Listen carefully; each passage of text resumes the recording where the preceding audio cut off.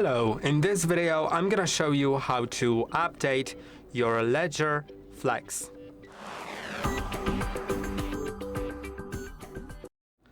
I'm gonna do it with the mobile app. With the desktop app it's pretty similar. You'll just need to go to My LEDGER.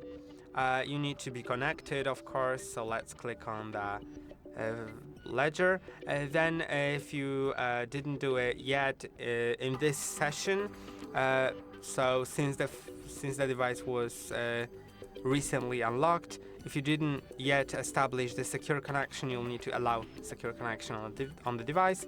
Then go to OS update available, start OS update, and that's basically how you do it. The OS update will automatically show up, so you don't need to check for it. You'll just see it in the app. And now it's transferring the update, so I'll need to wait until it's done.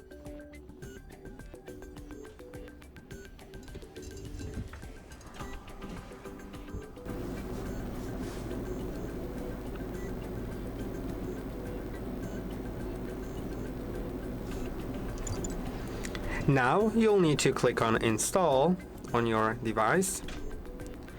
Wait a moment until it installs. It will restart, maybe even multiple times.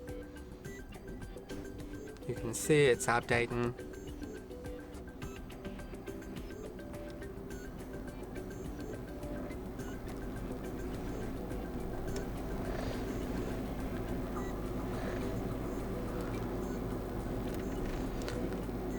And now the OS update is almost finished, so I'll need to unlock it with PIN. So let's do it. Then here in the app, it'll start restoring apps and settings. Then it'll finish it, and if there's still an update available, this means that there's an even newer version available. You can see this. So I'll need to update it again. Of course, I won't record the whole process again, but yeah, do it until the newest version is there. So just that there's no prompt about a new version. And yeah, several updates usually appear if you are using the device for the first time.